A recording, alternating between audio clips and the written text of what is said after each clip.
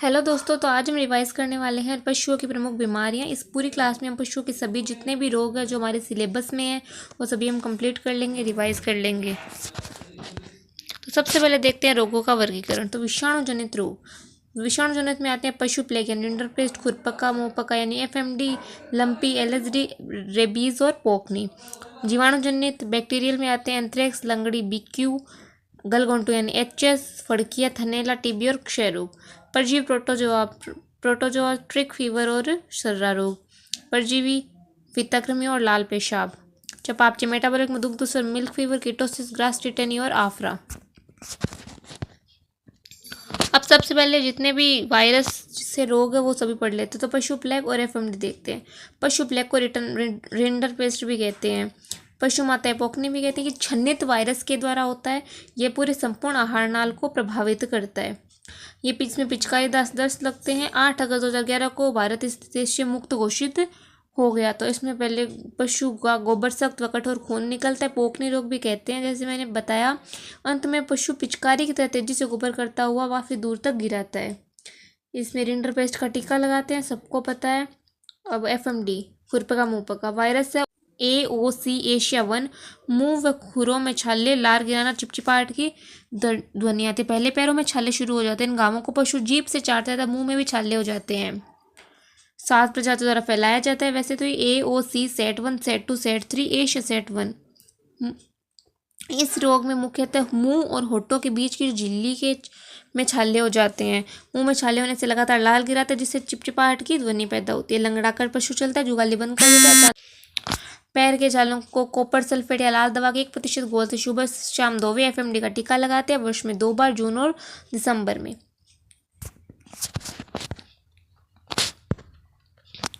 अब जीवाणु जनित एंथ्रेक्स और लंगड़ी। एंथ्रेक्स इसका अन्य नाम गिल्टी रोग, वूल सॉर्टर डिजीज भी। ये जूनोटिक रोग है यानी पशुओं से मनुष्यों में फैलता है। इसीलिए ये इम्पोर्टेंट है कि क्योंकि ये जूनोटिक है इसीलिए इसका पोस्टमार्टम नहीं करती है पशु का। प्राकृतिक छिद्रों से बिना जमे कोलता जैसा खून आता है, इसलिए मरे पशु का पोस्टमार्टम नहीं करना चाहिए। ये बहुत इंपॉर्टेंट थिंग है। इसे जहरी बुखार भी कहते हैं। इसके अलावा इसमें क्यों नहीं करते हैं पोस्टमार्टम, क्योंकि इसकी मृत्यु के बाद भी, पशु की मृत्यु के बाद भी जीवाणु हवा व मिट्टी में कई वर्षों तक जीवित रहते हैं। इसे मिट्टी जनित रोग भी कहते हैं। इसमें कौन सा अंग प्रभावित होते हैं? रक्त प्लीहा एवं शरीर के समस्त बाहरी उत्तक प्रभावित हो जाते हैं। मृत पशु को बिना खाल उतारे जमीन में 5 फीट गहराई में गाड़ देना चाहिए। अब लंगड़ी, बीक्यू कारक है क्लोस्ट्रीडियम सोविये। जीवाणु अन्य नाम है जहरबाद, फड़ सूजन या चुरचुरिया।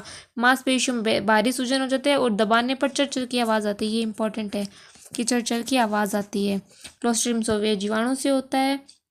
कंधे, पुट्ठे, गर्दन की मांसपेशियों में सूजन आ जाती है और अगर चीरा लगाते हैं तो काले रंग का झागदार बदबूदार खून बाहर आता है। अब दोनों में कंफ्यूज हो सकते हो कि दोनों में खून है। इसमें बिना जमे कालतर खून आता है प्राकृतिक छिद्रों से, और इसमें क्या है कि चीरा लगाते हैं जहाँ सूजन हो वहाँ पर काले रंग का झागदार बदबूदार खून निकलता है।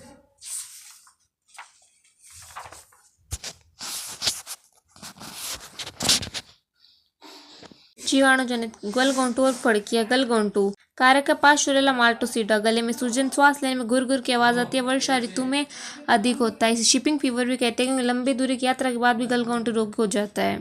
पार्श्वरेला बोवेस का गायों में होता है और पार्श्वरेला बुबेली सेप्टिका भैंसों में होता है और पार्श्वरेला बोवेस भेड़ बकरी में होता है। इसमें श्वसन नाल प्रभावित होती है। गले के नीचे व अगले पैरों के बीच गर्म में कठोर सूजन आ जाता है। सांस लेने में तकलीफ होती है और घर घर की आवाज़ आती है। सल्फामिडिन से उपचार करते हैं। फिड़किया या एंटेरोटॉक्सिमिनिया कारक क्लोस्ट्रीडियम परफ्रिंजेंस। ये भेड़ बकरियों में अधिक खाने के कारण होती है और अचानक मृत्यु हो सकती है या हो जाती है। इसकी जो डी प्रजाति होती है क्लोस्ट्रीडियम परफ्रिंजेंस की, वो बहुत खतरनाक होती है और ये भेड़ बकरियों में ज़्यादा बहुत रोग फैलाती है। हाथ पैरों में, अगले पैरों घुटने पर बल चलता है पशु। इसमें ETV का टीका लगाते हैं। अगला है थनैला और सर्रा रोग। थनैला, इसमें अयन और थन प्रभावित, तो दूध पतला और चिड़चिड़े युक्त हो जाता है। परीक्षित के स्ट्रिप का परीक्षण किया जाता है।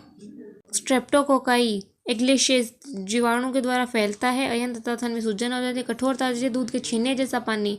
इसमें छिछड़े युक्त का मतलब है कि छीने जैसा पानी जैसा हो जाता है। इसमें दूध के थक्के, खून मवाद के थक्के नजर आते हैं।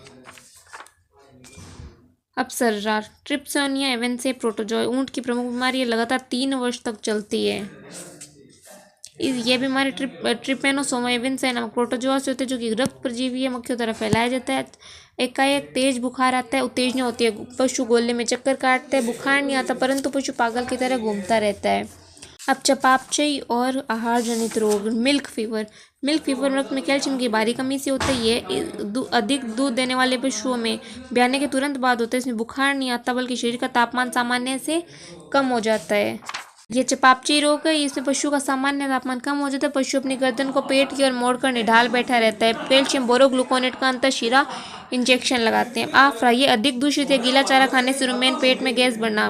बाएं पेट, अब बाएं हिस्सा कौन सा होता है? रुमेन होता है, फुलाकर पेट ढोल जैसा हो जाता है। गैस बाहर निकालने के लिए ट्रोकर कैनुला यंत्र का उपयोग करते हैं।